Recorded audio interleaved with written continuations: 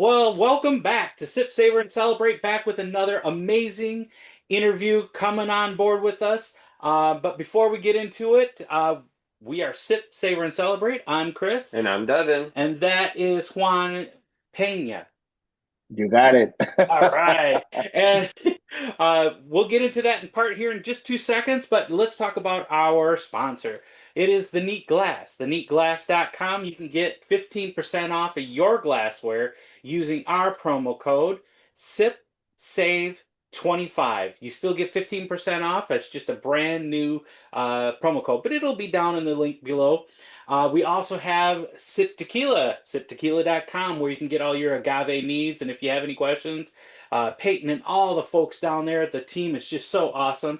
You're going to get $10 off your very first $100 purchase by using our promo code SIP, Savor, and Celebrate, all one word, and it'll be down below. But let's get into this. Welcome, Juan. Juan is the owner and partner. There's another partner. We met last night. Her name was Katie. She was awesome. And we were over at Crazy Juan's here in Bay City doing Yeah, a. shout out to Randy for the invitation there. Yeah, Crazy He Juan's. actually reached out to me a couple weeks ago and said, "Hey, we've got a brand coming in. We hope you guys make an appearance." So when I was talking to Katie, she was super excited. That review is going to go live this afternoon, 100% unfiltered, right with her on all the tasting notes and everything we see. And Crazy One even made it so that it was, kind of uninterrupted by other patrons. So we do appreciate that. We knew. And sorry for the people that were there waiting for us to finish. So, but thank you. Juan, you've got two brands. My goodness. Yes. What on earth brought you to bring your passion of agave spirits to life? Number one, for one brand, let alone two. Holy cow. Will you let us know what brought you to the decision to bring to life two amazing spirits or I, two brands? I think it's similar to the name of the restaurant from last night, Crazy Juan. Crazy ones, that's right. so, Great food. oh, it's amazing food in a great place. Can't wait to go and visit. Uh, really. So I'm from Mexico City, but I grew Okay. up here in Illinois. And my mom and dad are indigenous from the land. So I grew up in the household where they had the spirits and plastic bottles. They had tequila, mezcal from different states, raicilla, bacanora, sotol, pulque, charanda. And, it was just a regular household. And, I got to try some spirits. And when I was here in the States, I really never thought that I was going to be doing this thing with Katie. Um, we went to a place in the city. They had so many mezcal bottles. I was very excited. I wanted to try them all. Um, and so to my surprise, there were some great mezcal brands, but they were all the ones who just said mezcal on the bottle. And I started researching.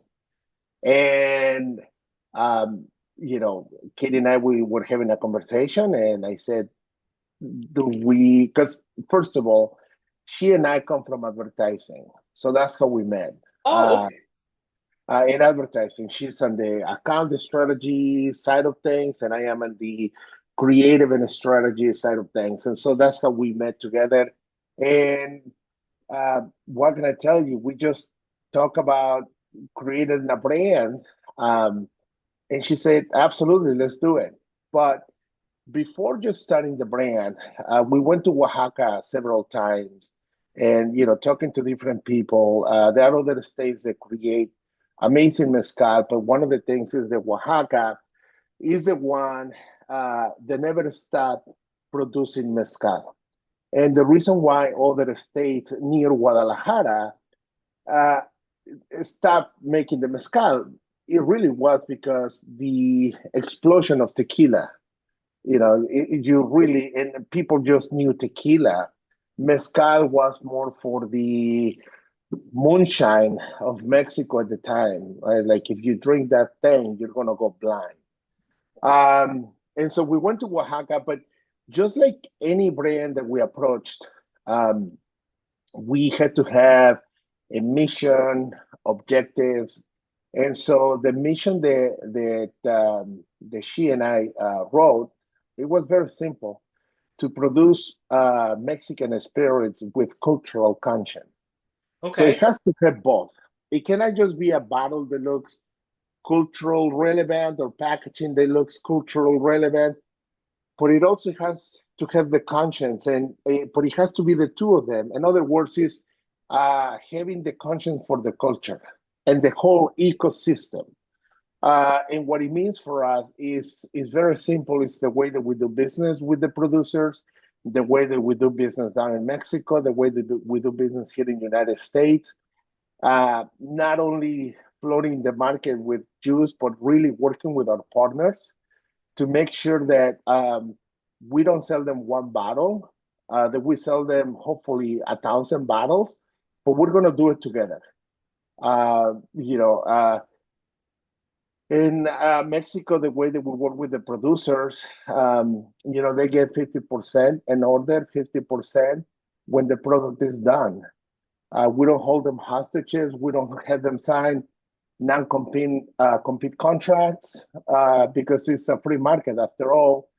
The other thing is that um, we don't pay to be in some social platforms to get amazing reviews and so on. That is something that we just don't do. So you're not going to find us, if you will. And if I were going to make this thing high school, we're not the cool kids. No, But I get it. and the other thing is that we what we do mainly is that we focus on, because here is a difference, right? When you are marketing a brand, it brands tend to go after the trends, and that's really what takes them up, picks them up. But trends come and go. Culture always remains static, and that's really what we're focusing on. If you look at our social media, is we're always are connected with the culture, insights. For example, this Day of the Dead, we I don't saw them. uh, talk much about Day of the Dead, but we actually talk about the Mictlan, which for the Aztecs, that was their underground for the unalive. And that's what everybody went through the Mictlan. And so we talk about it when we do dinner and events about that, because for us, we're a mezcal brand, which was created by the indigenous. But going back into the how we started really very careful, understanding the juice, understanding the producers, understanding the workflow, and also to be in a steady brand. Um, since we started, you wouldn't believe how many brands have disappeared. They have come, they disappear, and we're still growing. We're still independent. We love our independence because we can do whatever we want. We make our own decisions, and we don't have to answer to anybody but the market. And I Okay. think that is something that it separates us from everybody else. Um, and we don't follow other brands. We do what we have to do in our view, and I think that is something that has been refreshing for us, honestly. Yes. Um, and what can I tell you? We started with agave spadine, and during COVID is when we really crazy. During COVID is when we really expanded to Okay. the wild agaves. Talking about being crazy Juan, right? Right, Katie and right. I, I was going to Katie and make I, mention. I mean, we are still missing from last night. We're missing the well brand of your Espadine, which I felt was good. It just was very light on the smoke and a little bit lower proof. But I think that was purposely for doing your mixed drinks, right? correct. And correct. then you had the regular espadine, which had more pronounced flavors and smoke, and we both like that. And the other one that I'm missing is the reposado. Um, Correct. Your but best one. he really thought that was the best one. My favorites, I have to say, and we're gonna go into these. We have them all poured over here, but my favorites definitely would be number one, the Tepezane, the Tobola, McQuish, and then the Pachuga. Those kind of like in the order of my favorites from Yes. last night. But now, I did notice you guys about a year and a half ago, when I was at a local, and shout out too, because they were able to hook me up with a bottle of the Tepezane and the tequila, but it was just the Essentials is the name of the liquor store in Frankenmuth. So if you're ever in Yeah. Frankenmuth and you need some good stuff, they have your brand on Yeah. file. They got a lot of them. And it's Yeah. hard for us to get good mezcals, to be honest with you, here in Sure. Michigan.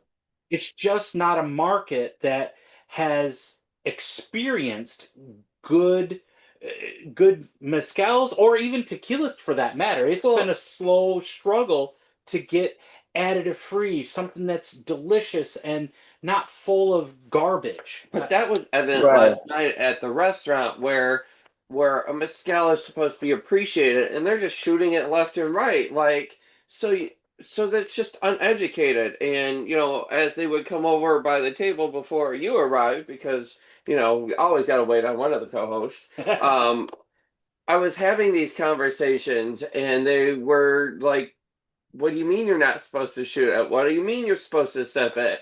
And so what was funny is those people then went up later for another round, and the interaction was 100% different because they were sipping it. They were learning, of the flavors that come out of it, and it was just fun to see even in that short amount of time what you thought they were supposed to do versus a quick education changed, their appreciation even for your guys' spirit. Yeah, and we're still learning, but we appreciate where we came from to where we are now, and we're still learning, you know? And that's pretty awesome. So you and Katie got this, and I presume this is the brand that you started first, and then Yes. you came later on with the next one. But your your passion was geared towards respecting tradition, respecting what's actually in it. I think a while ago you told me about a little analogy. I was wondering if you could share that with the audience about. Yeah. So just briefly, and I'll jump into the analogy. We are a mezcal brand, based brand, which jumping into the world of the tequila, we're bringing the techniques from the mezcal into the world of tequila, which is we will get into it more. But we're also based in agriculture. For us, agriculture is the main thing. For some people, it's the water. Absolutely, water is important. But the agriculture and fermentation for us are key. And the reason why we focus a lot into the agriculture is because a long time ago, a chef told me, and different chefs, you can ask any chef, is that if you don't have the right raw material, they're going to end up doing two things: either adding more salt or more sugar, but it's not going to be true to the natural flavor is going to be. And for us, I think that that's where our growth for the tequilas have become, as well as our mezcals, um, because we really, most of the producers, or in fact, the producers that we work with, they all own their own agave, Okay, and especially for Prolijo tequila, which the agave is not from Jalisco. It's actually from Nayarit. It's from Santa Maria del Oro, Nayarit, which is the state north of Jalisco. oh, And that area, it is beautiful. Um, is where if you Google it, that's where the meteor fell down and erased the dinosaurs from really? around the world. Yes. So Okay. Miguel Rios actually owns 4,000 acres in this area, and the agave sits between 5,000 and above 8,000 feet above sea level. So it is rich in minerality. It is, I can tell you, like the lowest bricks of sugar and these agaves that they have come out is 35 bricks. Wow, Exactly. So that's huge. it is, and I think that's something that we are very excited about it. And we just launched the Blanco, but we are well on our way to release the Reposado and Añejo next year. But it has really made a huge difference. And the one thing that we did specifically on the tequilas, we put all the process and the people who grew the agave, who did the first distill, who created the tequila expression, and the label. Everything is on the label. So really, we're not hiding anything. We invite people to go and see the distilleries because really there is nothing to hide. And when it comes to the tequila world, we want to say that we're an honest brand. Um, but it is just so important for us to do that. And what's also most important is that Tequileria Rios, we are one of the few brands that they produce for us because Miguel is actually an agave grower versus a tequila producer.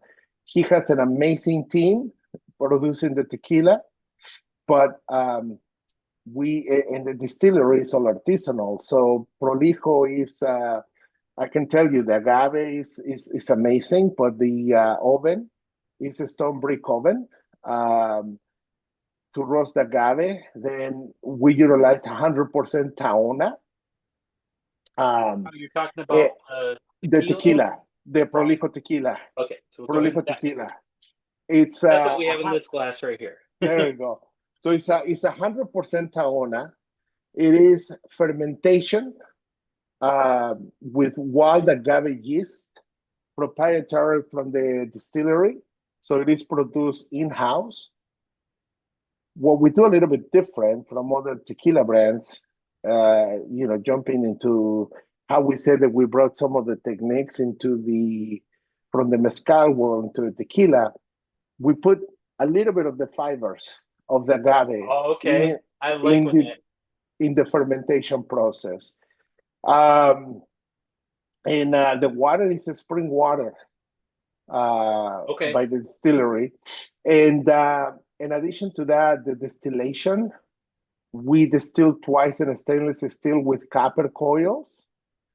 And we just put in there maybe a piece or two of the cooked agave inside the second distillation or the first Okay. one, depending how we feel. But what's Depending how I important feel. about this one, well, yeah, As one what, does. As one does. yeah, exactly. It's just Almost like a pechuga when you put the chicken breast in. exactly. But basically, what we're doing is that we are we're reproducing the tequila that it was produced 500 years ago. The old ways. Right. As you taste it, it doesn't taste like your regular tequila. It has more of the earthiness on the palate. It has more of Yeah. the green on the palate. And the way that tequila used to be produced back in the day, it was producing tequila with curiosity because there were no standards. So they were just trying to see how it will come out one way or another one and so on. And I think that is something that the, the tequila world, not all of them, but lost throughout the years. Uh, Mainly because the economy, how it pushed, Right. sort of like being more like European style French.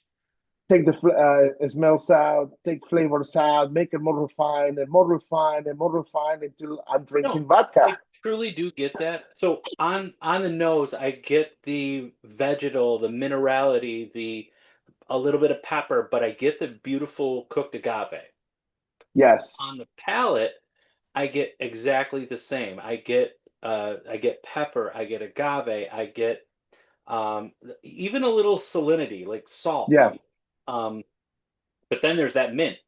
That mint comes in and just brightens it up afterwards, but it still hangs on the palate. I see your spring water because a little bit different than deep well. Deep well, I think, has more minerality to it than a spring water does. It's just me. I think it's a little lighter yeah. on that, and I like that. That's what I get. What do you get on the nose and on the palate? I'm very deep and rich in the minerality. Very sweet agave forward, which is hugely important. And you know, does have a little bit of alcohol that comes out of it, but it also should because it is alcohol. Yeah. It, Do you get the little cheesiness on the palate? Part of yes, the malolactic fermentation process as well. Which is harder to control when you're doing open fermentation. Um, Yeah, because one day makes a big difference, and one day it's like that perfect cheesy malolactic. The next day it's all bad. yeah, yeah, yeah, and that's exactly it. And I think that that's something that we're very excited. And what you are going to notice on our tequilas moving forward, the next batch may change slightly I'm okay because with that. it might have been distilled in the winter, might have been distilled in the summer, might have been distilled in the spring. The fermentation, perhaps when it reached the malolactic point, was at night or in the morning or middle of the day. Sure. So I think that that's one of the things that we're going to start seeing, which is what we see in the mezcals. Okay. You take one Tobalá today from us, then 3 months from today you drink another expression same Tobalá, and it's going to taste a little bit different because we're not we're not trying to manipulate the flavor. We actually this is what I love to say. I can tell you a million of stories and be here and write a book with you, but the only one that can tell you the story is the agave himself. Yeah.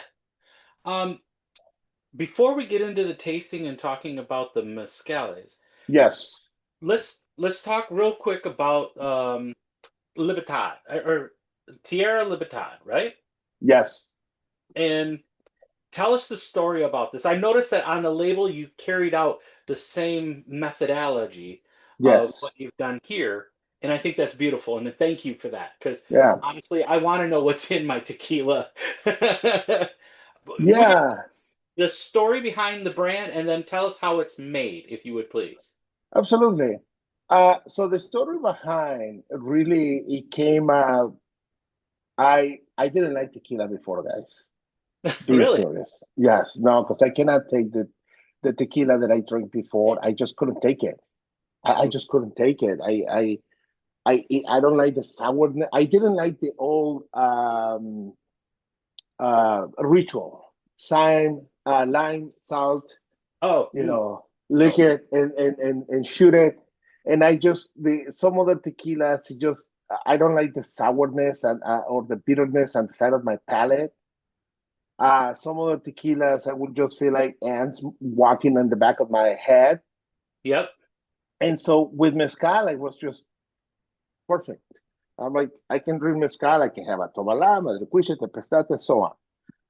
And so um, a business partner that Kelly and I have for this expression, Cesar Mascorro, uh, we've known each other for several years, and basically we became friends on social media in a group, and we will vent about different things. He and I, it was therapeutic, and so he will tell me, "How come you don't have a tequila?" And I said, "Because if we are going to do a tequila, it has to be the way that it used to be done years ago, and to find that is very hard because at the time." You will talk to some individuals and they will say, no, we give you the profile and these are the quantities that you need to get. And we didn't like that because if I don't have not that I'm a distiller, but I want to be part of, if I'm selling it, I want to be part of the profile, like, and also want to have a helping hand in that. And so, Cesar, uh, 2 years ago, he said, listen, um, I know this distillery, Agave Conquista. They are they're a mid-sized distillery, very clean. They have the kosher certification, they have the organic certification, and they are open to work with a new brand. Not that they have many, with a new brand. And I said, well, I like to hear a little bit more about it. So what I find out is that they use the agave from the Central Valley of Jalisco, so it's the lowland. They utilize a stone brick oven to roast agave. They, instead of having a taona, they use milling for that. Um, the fermentation is enclosed because of the kosher certification they have, so it has to be enclosed. And is the first still is going to be in a stainless steel with copper coil, and the second distillation is going to be with 100% copper alembic, Oh, and the water is also spring water. Um, and so we got talking with Armando, and we got along great. We got along great. And then Cesar says to me, listen, I've been saying this name for the longest time, Tierra and Libertad. And what it means is land and liberty, created by the French, picked up by Emiliano Zapata during the Mexican Revolution. And so it just blew my mind because I'm like, great distillery, uh, great name. And I'm a creative director designer, so I just went in there and I started designing the logo for it. And mainly, we all know the guys are the ones who go to battle. But actually, during the Mexican Revolution, the women actually were the ones who followed their men with their kids. So they were taking care of their men, their kids. They were cooking, but also they picked up their rifle and they will go to the line and fight. And so I remember that hearing stories back in the day that I had family like great grandma, grandma. They went they were in the battle, and so I remember my grandma being indigenous and barely 4 feet three. Uh, she would always sit on the side of the bed, and she would always do her hair, and start like working it just like the design, and she would always just tell me stories, barely in Spanish because she spoke more indigenous. And she would just braid her hair on the side. And so I just remember my grandma, and that's how I ended up with that look and feel. And I put the typography on top of it because uh, I will say that that person can be any woman. It doesn't matter. It doesn't need to be Mexican. It could be any woman, right? Because going to battle doesn't mean we're going to go and fight, but, it's like, going to work every day, taking care of my family and so on. And it's not just, women, but also men. But in this instance, I just really wanted to, do something that it wasn't going to be a horse, or it wasn't going to be a dude, or an right. hacienda, and I picked up that And in specific.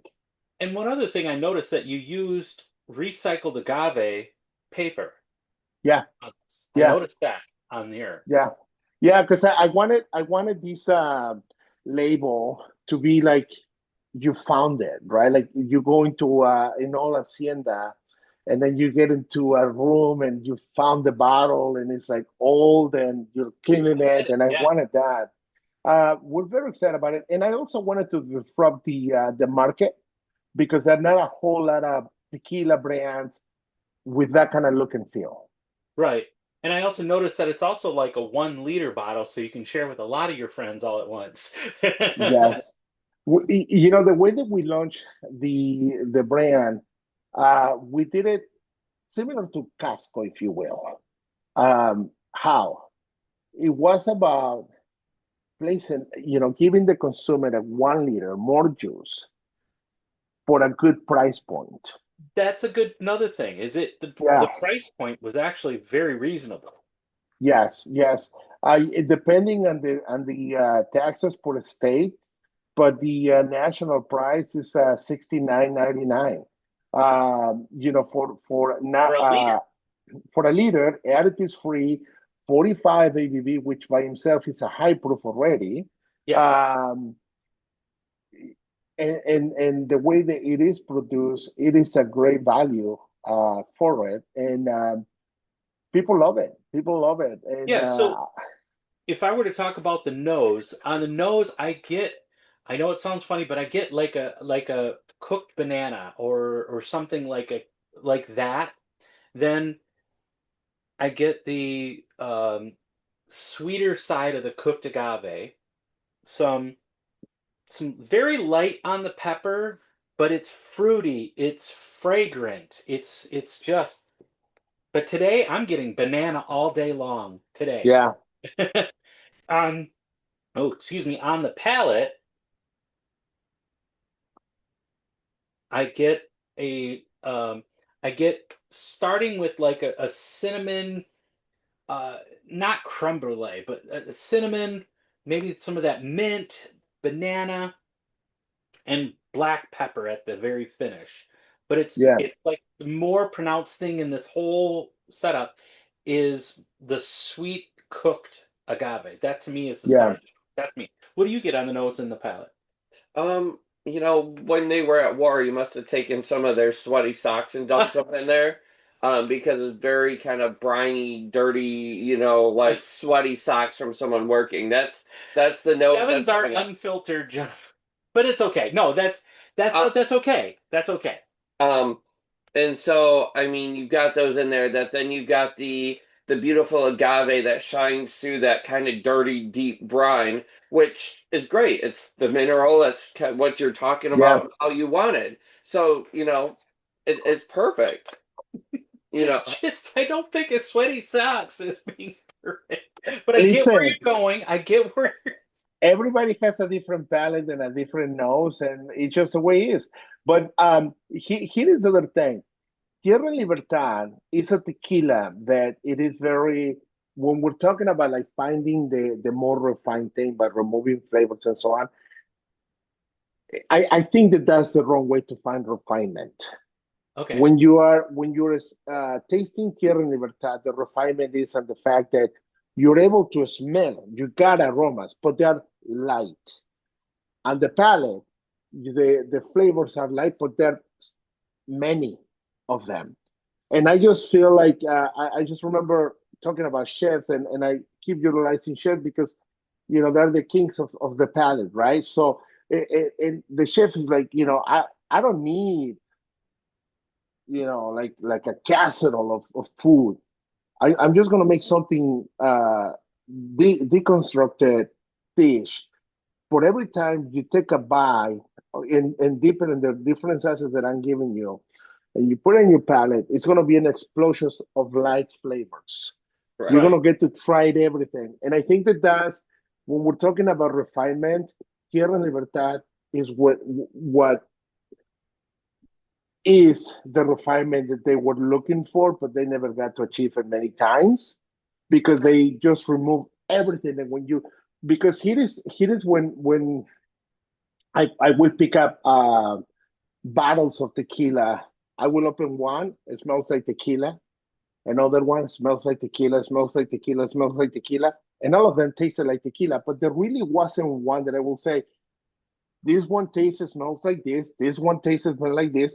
But you could just grab the labels and just mix them, and you will never know which one they came from. It was Right. very very similar, like, and I think Yeah. that that's where we're coming in, and we're just building our own lane. with our tequilas. Okay. Gotcha. Now, you said So chef, but I agree with that because even our friend now, Ana Maria Romero, when we were there the first time, as well as this new time, just last week when we were with her, she calls her distillery her kitchen. Yeah, And that's exactly so. Yes, I know you had said something about with chefs, but they are the chef. that's They right. are preparing some good That's stuff. right. Go ahead. I didn't mean to interrupt, but I do think, though, in comparison to the Libertard versus your Prulio, I think your Prulio is kind of more market driven. I think that is what is going to capture more of your flavors because it is bold, it is pronounced. And as someone that is drinking tequila, that's more what those getting into it are looking for. Your Libertard, I think, is really more focused at the advanced drinkers because everything is so quick and fast okay. and subtle and finishes very quick. You know, it's kind of like the high school boy on his first night out, finishes way quick and you never knew it happened. Yeah, Now, personally, I think if I were to choose which one I like better over the two, I like them both, but honestly, I think the Tierra Libertad would be my go-to versus this one. But you're the experienced drinker, so you just confirm my point. Okay, all right, fair. I just like the 100%. complexity of this one way Because more than the this one. Prulio is beautiful, it's bold, it's right there. It's easy to pick out, you know, it's simple yeah, drinking. And that's what But those they're like getting 180 difference, exactly. 180-degree difference. Exactly. You're confirming my point even more. yes, They're both amazing, amazing, but you're going after two different audiences, which you should do. As a brand, absolutely. good for you, because you should be Yeah, doing that. You're going yes, after the experience, but you know your Prulia is also the hey, come see what I got going on because I got more than just what you're used to, which yes, is amazing. Okay. 1000%. You're absolutely right. Tierra Libertad is much more for the seasoned individual who can depict a lot of different things and understands the game of the agave from fermentation, Right. distillation, agave, and so on. You know, and also we also have this beauty. I don't know if you guys seen it. Yeah, the Is 55% proof. yeah. So Ours we is have not that high. Dang it. Can you exchange me this one? No. Mine's so 45. Mine's 45. 90 proof. yeah. So we did it in a small run of bottles. I don't know if you Okay. can see it. Yep. Yep. 720 bottles, 55 ABV. But I like what Gotta you get my just said. hands on one. I'll send you the link. I'm going to tell you, and I'm glad that you mentioned that about the more seasoned drinker. Tierra Libertad is not a nom-driven brand. Tierra Libertad is more about techniques, and we're never going to be saying we're only doing this. No, and that's pretty much it. Whatever you get out of it, it is what it is. No, um, because that's not what we do in the world of mezcal. We work with different producers. Yeah. No, What true. what what we don't do, we don't box the producer to say you just Tovala. You're just gonna make the pistate. But everybody brings a different array, and I think that that is the beauty of the world of mezcal. So we are doing the same thing with Tierra Libertad, and I'll jump into the Prolijo quickly, but um, Tierra Libertad 55 comes out of Tequileria Rios, Okay. 1626. Okay. And right now we're exploring another NAM that I cannot disclose right now, Okay. but I will send you guys samples for Oh, great. that. That we're technique driven. We're Okay. right. We're looking for the old ways of and how tequila used to be made back in the day, and just bringing it little by little. Tierra Libertad 45 ABV the liter. That's our standard. That's never gonna change. But we're gonna be playful. You know, we're not gonna bring you like three types of añejo. Okay. Rather, we're gonna bring you, one expression and another expression and so on. I'm a because we're Blanco guy all day long. that's right, that's right, and we want to be also playful with our consumer, and we just want to make sure that they get to try, but we also don't want to start the liquor store with like 10 cases each, and they sell one and then they get stuck with the other nine. Um, Right. Are you looking at aging Libertad at all? yes, Okay, because I love yes, the repo that you guys bring out in the Trulio or the yeah, Prulio, not yeah. Wrong brand, wrong brand. Sorry, Trulio. That's an app. Right. Um, sorry, my bad. It's not a That's beer. okay. My bad. Sorry, all you white girls. But hey, if you're a white girl looking for a tequila, we got Prulio, which That's we right. can segue for you. Um, You but guys are no, okay. Awesome. and that's typically what I reach for is usually a repo. Blancos are super amazing because you are bringing to the table your absolute best. There is no way Yeah, to we're an adult show, hide your fuck ups Yeah. because that is 100%. But it doesn't mean that a nice barrel doesn't make it better. And so you know that's why I was asking because I'm curious. It's a great spirit, it's a great blanco, but I yeah. think that you know you could turn it up a little bit with Oh, the way of doing it, which is amazing. At artisanal by the old lady. Okay, so let's yeah. Go ahead. go ahead. I was gonna say.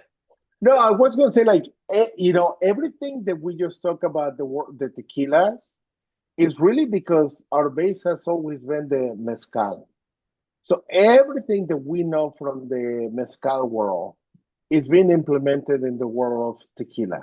Right. And Yes. I think that that's really what's our value proposition is that it's exactly what I just said.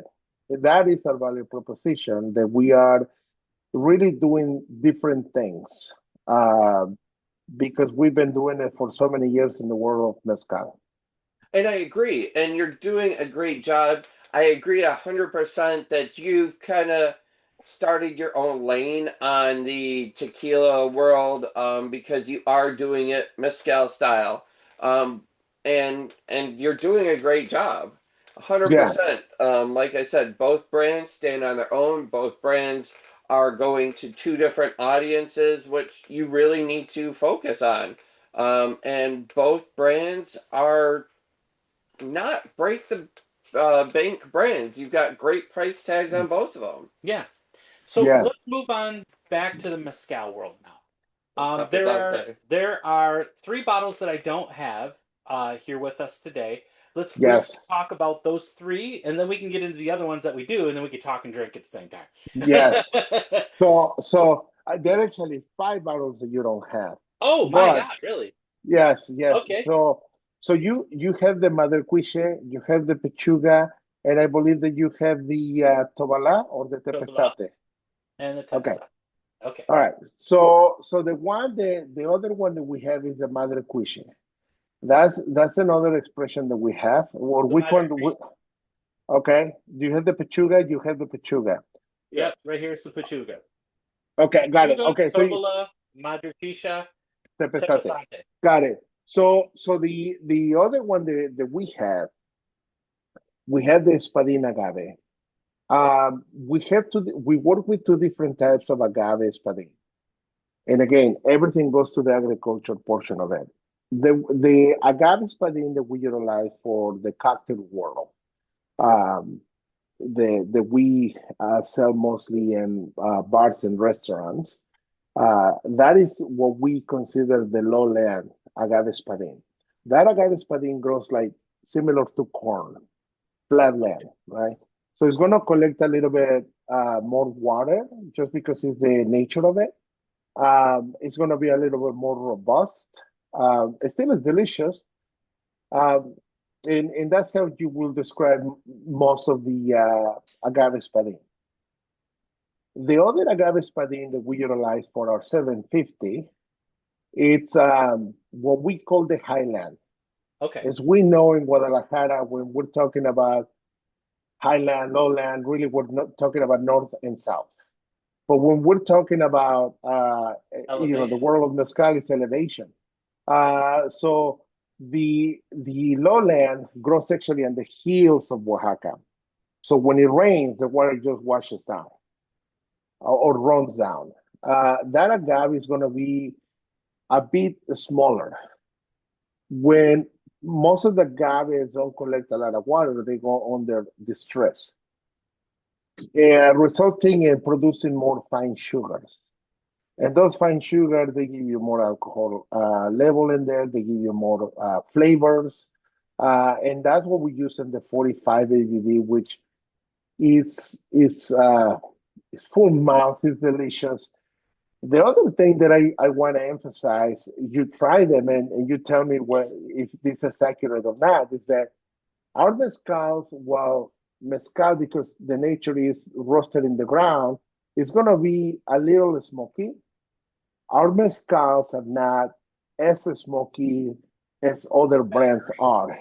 When we tried them last night, your well or your bar cocktail espadine, um, the smoke level was almost hardly there at all.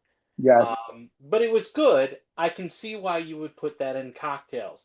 But the 45 ABV had more pronounced flavors, and then there was the smoke with it. But the yeah, flavors were just more pronounced than it was in the well or your cocktail version. I like yes, the 45 myself a that's little right. bit better. Yes, and that one in particular, is quite interesting because when we're doing tastings, uh, the grand lot of people basically say, I had this espadín. If I had one espadín, I had them all, which is not accurate because if that was the case, we would only have red wine and not a Cabernet, Merlot, Shiraz, and so on. Good point. It always changes, and so that agave espadín is just delicious. It's full mouth. It has a very long finish. And that is something that we were very excited and very proud of that because you have an agave espadín, which you can either use it for a cocktail, but it's going to be a sipper, just as if you were sipping on a tepestate or Yeah.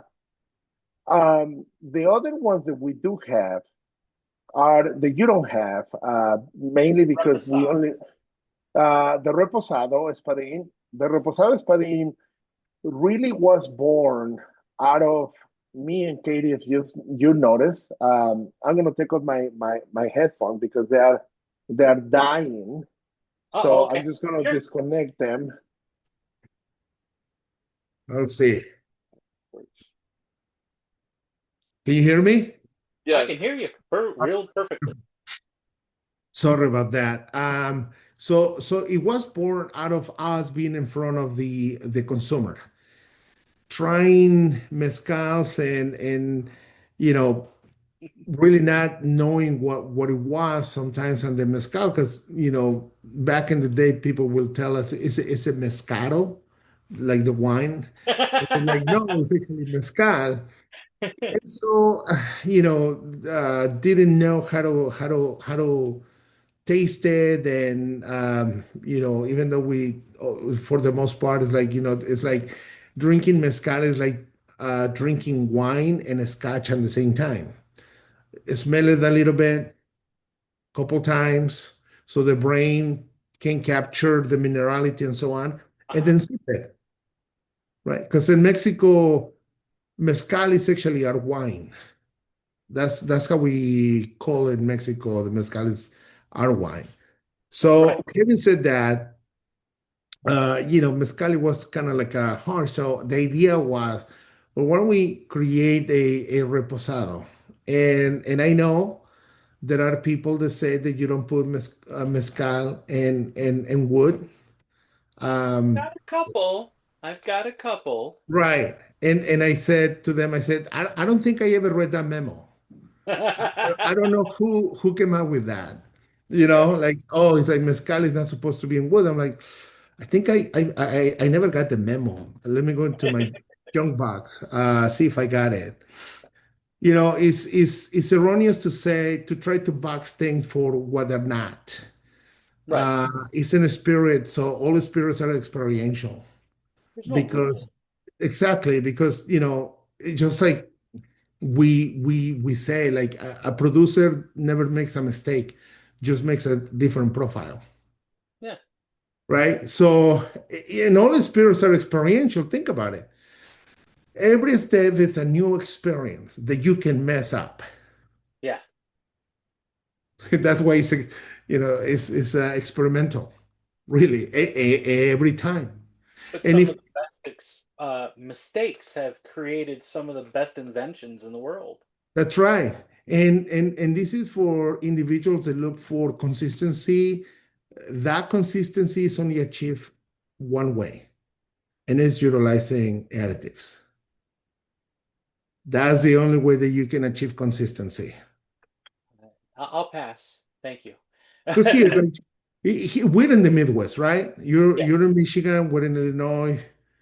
We like, steaks, barbecue, and I can tell you, you grill that steak today, and it's going to be perhaps the absolute best.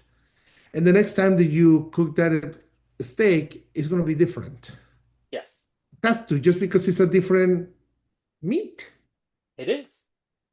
It right? is. So by nature it is, and so I think I lost my point where I was going because I got really deep into this one, but No, it's all good. It's all good. you know, um, I think that that's oh, sorry, I Putting remember. things in barrels and aging them. Yes, and So you came so up with the reposado. How long did you keep it in the barrel for? 2 months, 2 months. Okay. So we don't have many barrels. We only bought 5 barrels, Oh, brand okay. new. Char them for 15 seconds, and put them in put the mezcal in a 48 ABV. Came out on a 46 ABV, and I thought the it was interesting, wonderful. I thought it yeah, was wonderful. So you you taste really them as like the yeah, reposado. Good word. because you taste them as can, but then follows with the wood, Yes, which is amazing. It I is agree. amazing. It is different. It is different. And I think that mezcal is growing so much to try to keep a box, to say this is what it is, and now, for example, like the pechuga, we only make it once a year. And when we first started, it was all about secret and keeping the rituals and this and that. And now you see brands that make the week pub pechugas for every single restaurant around the nation. And I'm like, well, it's not so secret anymore, I guess. No. There's a couple of them that I really like. To try. Yes. But Yeah. the few I've had have been like the turkey, the chicken. My favorite's the buffalo. I know you don't like the buffalo. That was disgusting. I That brand, absolutely love that that. brand was gross. That buffalo was so good. That brand was It gross. created an oiliness to it, and Yeah. like the fat from that meat just did something to it. But I apologize. We'll come back to that. Besides the Repa, what was the other one that we didn't have here? It's another tepestate and another pechuga, which they are micro batch. Uh, Okay, Only 220 bottles on the tepestate, 320 bottles on the pechuga. okay. And what we did in there is because we started working with Ramiro, who's from Santiago Matatlan. When we first came out about, they like to do rituals. In this instance, his ritual, he said to me, he said, I know you have a pechuga, and I know that you also have a tepestate. Can we start working? It's like I love to do a pechuga and a tepestate for you. Small run, really minimal amount of bottles. But what I like to do, so you can see my vision of what I want to do, I want to just get them out of the alambic, rest them for a few days, and then bottle it, but not bringing them down in alcohol level. Okay. So basically, still a strength. Build string. Okay. Beautiful. They Where are are they? super soft, they're super delicious. The tepestate doesn't taste like anything the tepestate you have in there. Is green, creme brulee, and the nose. It is just wow. And the Really? pechuga is also different from this one. The pechuga that you have is my wife's and basically everybody's favorite. Um, it's super delicious. Do you know this story of the pechuga? Like Actually, I how the don't. We don't. so here is the story of this pechuga. We call it Day of the Dead or Dia de los Muertos pechuga. Okay. So what it does is that prior to Day of the Dead, which today is the Day of the Dead for the adults, yesterday was for the kids.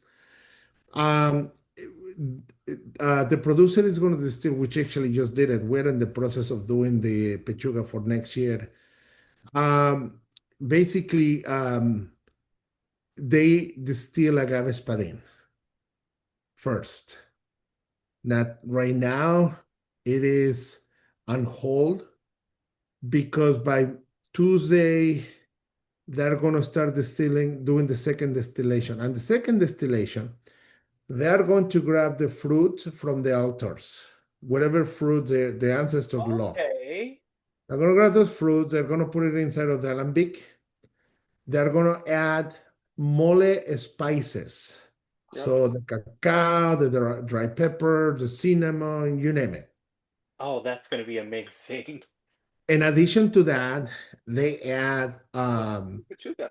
in a chicken cheesecloth, two raw pieces of chicken breast, the rack of a chicken with everything. They're gonna wrap it really tight so no protein falls off because it gets very hot in there. And so they're gonna wrap it very tight. They're gonna hang it on the top. It gets really hot, so that juice from the protein is going to drip down onto the liquid and it's going to get distilled twice. Right. And the interesting or the beautiful portion of this is that the producer, because they're indigenous, believe is a huge belief that has been for thousands of years the spirits of their ancestors who came to visit them, crossing prior Day of the Dead to Day of the Dead, they exist. They are inside of the bottle of the pechuga. Okay. So the first leader gets thrown in a ritual in the ground. Um, is they are creating this ritual and they eat the protein remaining from the alambic, which it turns Really? into chicken jerky. Okay. Um, you know, and so it is produced only once a year. Um, we've been asked if we Delicious, can I think. if we can produce that for restaurants, and we say no because it's part of our cultural conscience to not, Right. you know, Yeah, like here's my grandma, you know, yeah, we want you to yeah. see grandma. Here you go. Yeah. You go to a No, different I can restaurant. understand that. Here is the leg, here is the arm, here is the ears. It's like to everybody, and that's the Uncle thing that Herschel, you're back. No, I'm just kidding. yeah, So it's you like guys, oh, it's like so you guys are a 6-year-old company, right? 7 going into 8. Okay. Okay. And Yeah. so the two spirits that I really enjoyed are actually your award winners from 2019, the The computer. Espadine and then the Repo, were your Yeah. 2019 award winners in Yeah. LA. Yeah. So that's really where we we were it's just delicious, honestly. Everybody does it different, but we're known for being really quite different. So And again, and I'm glad you like them. They're really delicious. I'm telling you, the espadín hasn't changed as far as it's still what I mean hasn't changed. Yes, like I said before, from batch to batch is gonna change a little bit, but not much. But the consistency, we focus a lot in the quality. We don't cut corners. We So just then, don't. do you plan on taking these three to like the Vegas competitions and seeing how well those do? Four. Please not say. These three. I think at the Las Vegas competition we got we used to have an añejo, guys. Okay. Oh, really? Yes, that one won gold in Las Vegas. So this is what happened. You see, what happened was. What happened was we were talking as we were exploring different producers. We had already talked to Petronilo, and Petronilo's like, yeah, let's work together. So we got along great because they're super awesome people, individuals with great souls. We saw that outside under a tin roof, there were some American oak barrels. And I am looking and looking, and I'm just full of curiosity. What the heck is in there? And I asked the son, like, what do you guys have out there? Because they had like dirt. They seemed like they had oil, they were dirty. And I'm like, what's going on? Like, you know, uh, and so he goes, it's just garbage. I said, but what's inside? It's like garbage. It's like somebody, in fact, he goes, somebody came from Illinois, wanted to learn how to make mezcal. And my dad's like, well, I don't have money to pay you. So if you want to come, you're more than free to come. And it's like, I'm not going to feed you either. And the guy goes, because it's very humble people. And the guy went there, learned how to make mezcal and left. And I think he just went down there as a hobby to, no, I understand the process of mezcal. I've been trying to like hunt the guy, like see who he was, to like talk to him and like why you gave him. But anyway, so he leaves, and basically a month later, 2 months later, the son says like, yeah, there is a truck who brought American oak barrels. He's like, but the one thing is like they were black on the inside, so they were already pre-charred. What Yeah. level? We don't even know. We don't even know. I don't even know they know. They knew because they got paperwork, but it's like my dad just said like to start the Alembic with for fire, the paperwork. And I know, because this it's not a thing in Mexico, right? Especially in Oaxaca. So one time, because Petronilo owns his own agave, and when the agave matures, you got two options. One, you make mezcal, but if, at the time mezcal wasn't as popular as it is today, you can just roast the agave, chop it in pieces, and sell it in the market like candy. Oh, really? Okay. Yes. Which he goes, I'm just gonna make mezcal. He made the mezcal. Now the containers, the 1,000 liter, squares, those are very expensive in Mexico. Plastic in Mexico is super expensive. Okay. So what he did, he put the mezcal inside these barrels, thinking, "Oh, I'll just get it out, at some point." Well, he forgot, like a normal guy. I just forgot, and so years later, here I am, and the guy goes like, "Well, because he did the other thing in Mexico." We don't need brown fruit. Here, if a banana goes bad, you make apple pie, you make a banana bread, whatever. Right. And then if you go to the Mexican bakeries, you're gonna see the cakes. The peaches are bright orange or yellow. The strawberries are red, like very colorful, and that's how the fruit is eaten in Mexico. So when it goes brown, just pitch it. It's like it's not. We don't eat it like that. And so when they saw the mezcal brown, they thought it went bad. Ha, really? Yeah. That's Now, interesting. Yes. So Now, how long did it actually sit in the barrel before you bottled it into an añejo? 12 years. 12 years? Yes. What were the flavors like? I think if I can, I'm not going to use a religious terminology, but it tastes freaking phenomenal. Really? It's 12 like years. it's like banana. It's like creme brulee light. It still tastes like mezcal, like the agave plant. It's bold. It's I really cannot describe it very much. I'm gonna see if I can. I have about. I can send you guys like a couple samples so you can try I would it. love to. If you have It's a just a little taster. mind-blowing thing. Wow. Now, here is the thing. When Katie and I came into the market, we didn't know what we didn't know. Right. So we started selling those bottles in the market in $110, and we thought that it was a lot of money until we saw a 7-year-old tequila, which it was $1,200. Yeah. And I'm like, I think we just messed up big time. Yep. But also, we were not a brand. I mean, we were Right. Right. just, True. man, a new brand coming out, $1,200. No, not even But a liquor store is going to say, I'll buy it. that being said, it's not necessarily all about that particular size of a dollar amount. But you look at like there's a company, a tequila brand, the Aqua.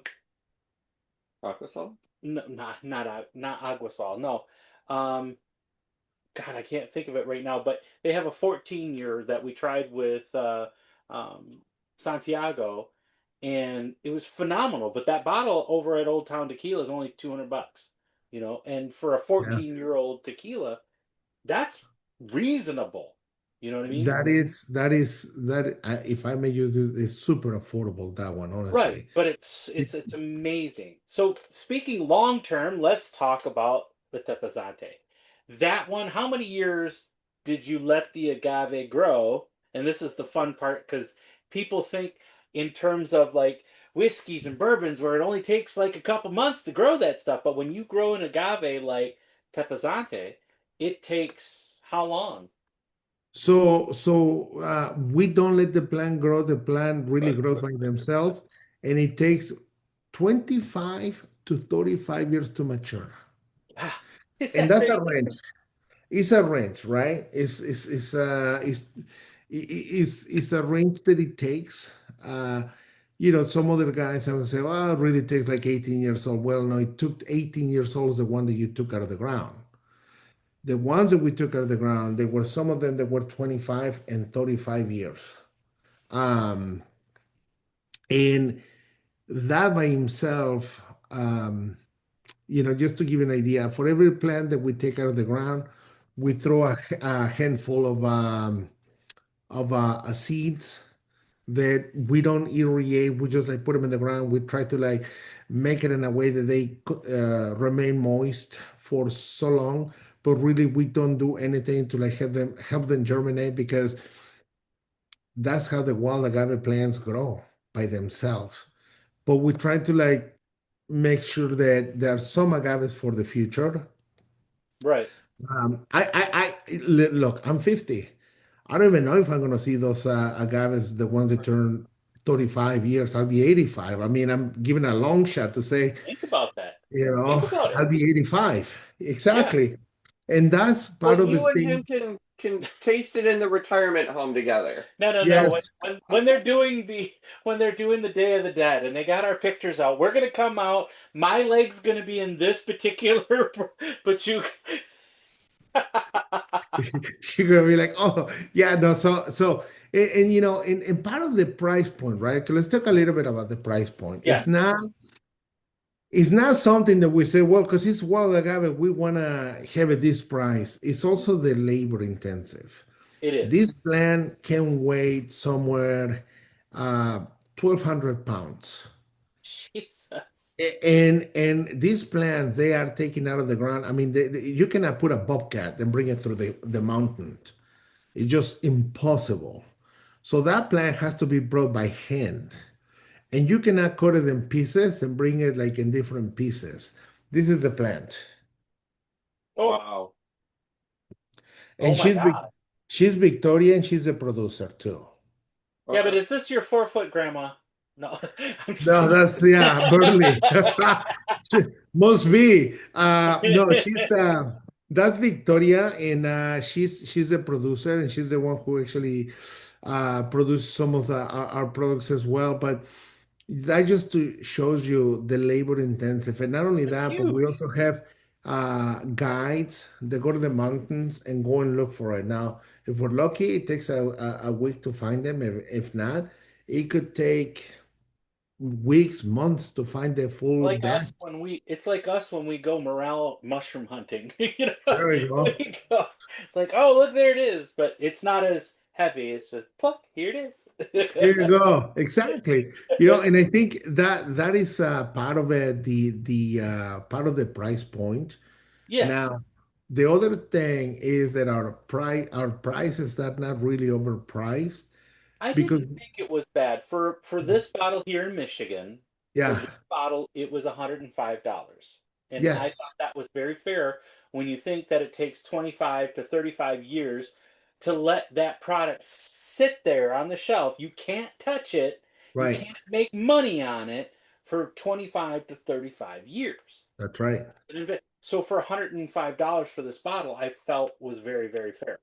That's That's just right. me. There are some expressions of other brands that are like 150, 200, $250, which I And for understand. smaller bottles. Yes. And the other thing is that we don't work with brokers in the United States. So that's another added value Really? to us. Exactly. So basically, we are brand owners, co-producers, and importers, and we just work with distributors. That's all Okay. we do. But we don't work with brokers across, United States because to that 105, add a 30% from the broker. That makes a big difference. We met some folks when we were last week when we were in Mexico that were Yeah. also brand owners, importers, and and they even were the importers for the barrels and stuff like that. We were talking Yeah. to them, and that it seems to be the way of the future for some It, people. Kind of cut a it couple is. middlemen out. It's a little bit tougher too, right? Is Because it? it's because that means Katie and I, and we have some individuals that work with us here in Illinois, Texas, California, Colorado.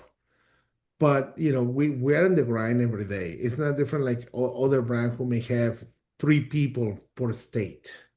Okay. It's and so that's the one thing that we are, we're hustling all the time, and we love that, and we do it because we love it, Yeah. honestly. Now I want to talk about the nose and the flavor for a moment.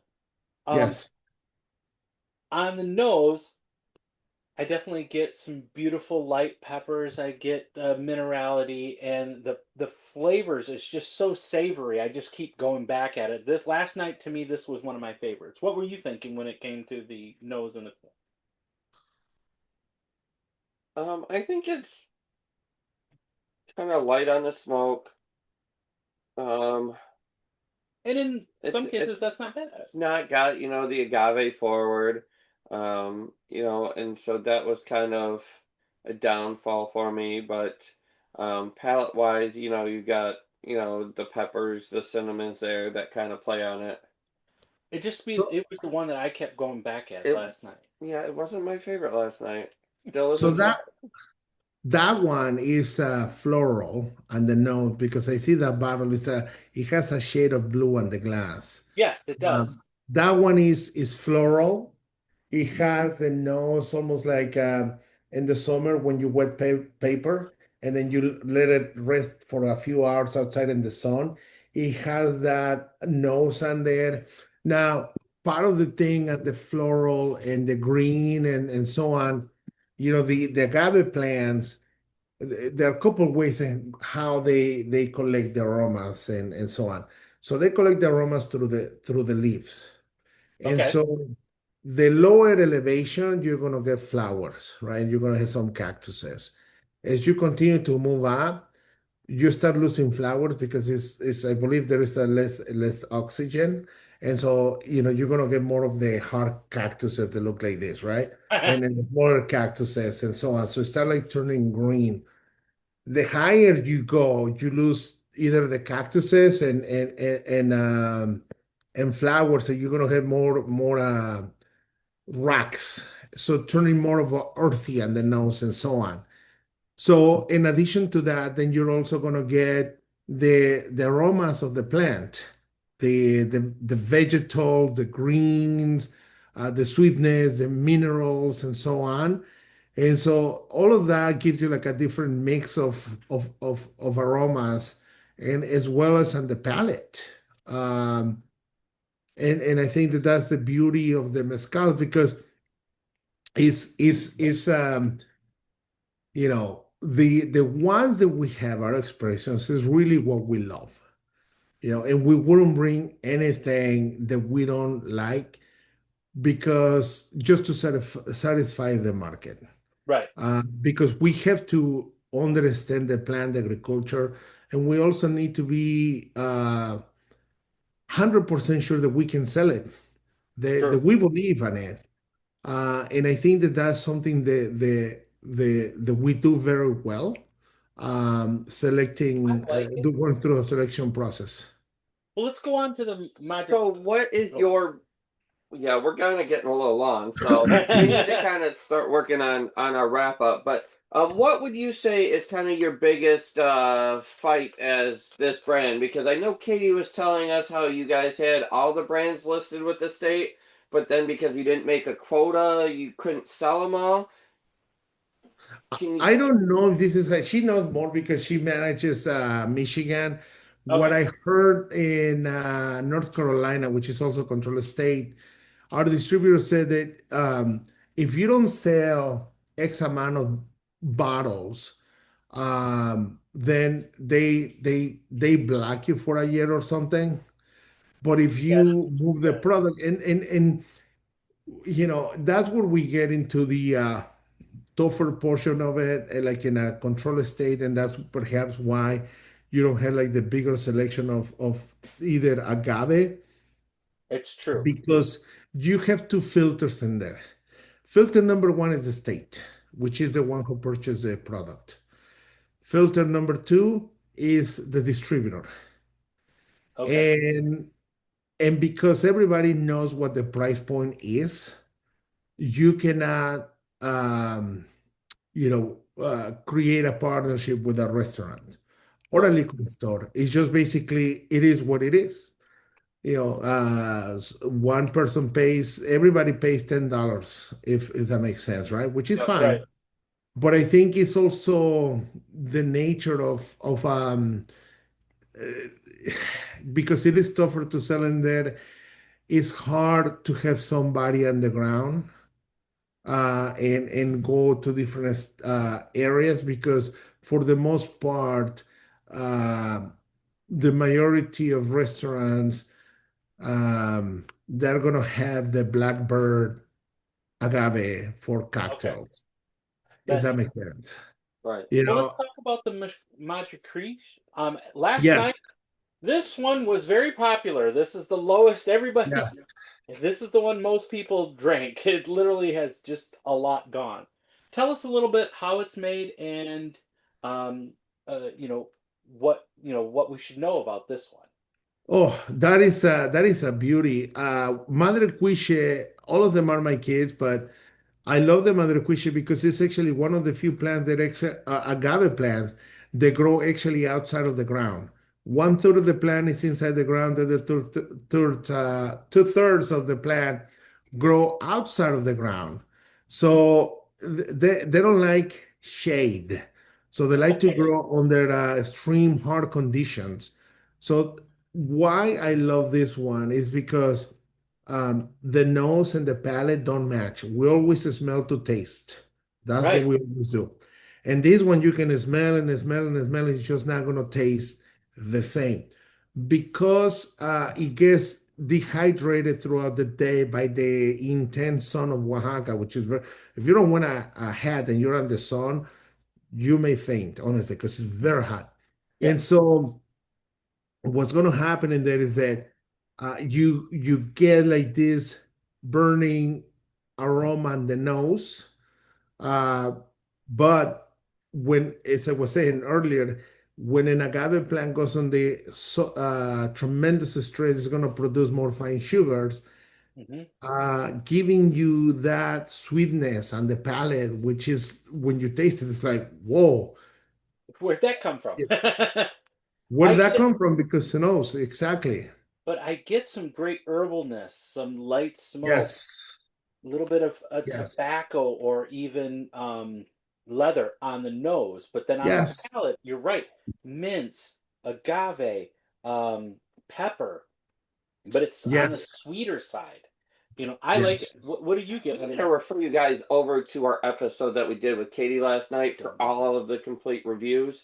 It is a amazing spirit.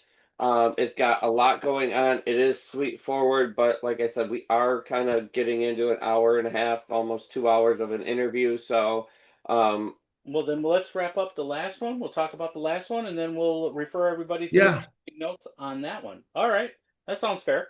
Let's tell us about the Tobola, and that's the last one we got. I appreciate it. of course, no. So the tobala is a plant that it grows about the size of, it's about the size of a basketball. It's quite tiny and petite. Really? That one, yes, is very peculiar because it's so concentrated that in this instance, it is so beautiful because the fermentation played and came through the aromas in this one. So I don't know if you're getting a little bit of a green apple on this one, on the Yeah, nose. green. I wouldn't get apple, but here's your pear. Here's your no, green. There we no, go. you're- I just love green apples myself. So, No, you're but right. It has like it's a green vegetal avenue that yes. goes on.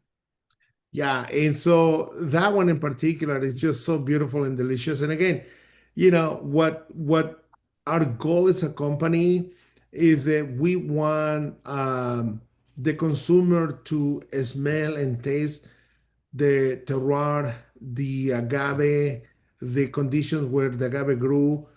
Because again, I can tell you on and on this story, but there is no better storyteller than the actual agave plant. right. Yeah. And it's not as smoky. It is more smokier than the rest of them. Very green. It's It does. delicious. It does hit the typical note of a mezcal, which is 100% there. That's what I look for when I'm looking for a mezcal. I do want that medium to heavier smoke. So that is the one that even last night I really did enjoy out of really the mezcal I'm lineup. still Yeah. leaning towards the Tepazante, then the Maquiche, Pechuga, and then the But Topola. you But don't like a lot of smoke, so that makes I sense. don't. I don't. I don't. I want my mezcals to be a medium to light smoke. That's why I love this strain so far. But hey, Appreciate it. I appreciate you. I apologize for the crazy on the end. We just had so much fun talking, and I appreciate your stories, your explanation of all of these. We had a lot more than we normally do on our interviews. Normally we only have like three or four, you know what I mean? But you have so many, and it's Yes, you awesome. do. I guess the one thing that I would take away from here is that yes, you have a lot. And the beautiful part about what we're trying to do is we're trying to get more people out there to know about your product. Because if they know about it, then they can buy it. If they don't know Yes. about it, then it's like, oh, that's a neat bottle. Let's go on. But the nice thing about this is you are catering to literally each different individual on the market that is looking for something to drink. You're not wrong. And so that's what you guys are doing kind of futuristically, is picking your crowd out versus, hey, these people like, tequila mezcal, let's throw it at them. No, you're kind of going after, okay, let's go sweet forward, let's go smoke forward, let's go, spice forward, let's go apple forward. And that's really what you guys are doing, which is very, very smart. I'm super excited to see what you come out in the repo and see how you guys play into that. There's not a lot of mezcals on the market that are the repos, but the ones that are out are definitely a really good contender. Well, you come from more of a whiskey bourbon style, which all of that almost always is barrel influenced. Yeah. So I get that. I'm always just a Blanco guy.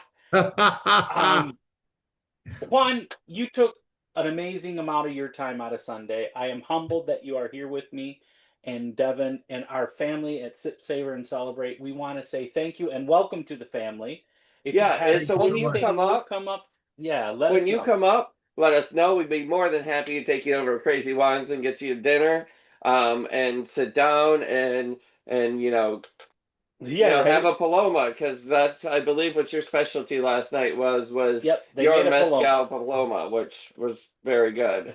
Um, Thank you. Likewise, and when you're here in Illinois, come on over and Well, it's only just a couple hours away, so we might see you over we there. do yeah. stop into Illinois quite often. Every couple months it seems like we're there visiting some of our good friends over there for some unique bottles. Definitely, because you got a lot more than we do here. But thank Right. you again. Hey, no, Juan, thank you guys. yeah, thank you very much. And then to everybody out there, if you haven't tried either of these brands, I do say get out there, adventure, try them. There's some amazing ones. But but they're all really good in all essence. And thank you very much. And again, always remember to To sip, sip, savor, savor, and and celebrate. celebrate. Salute. Salute. Thank you guys.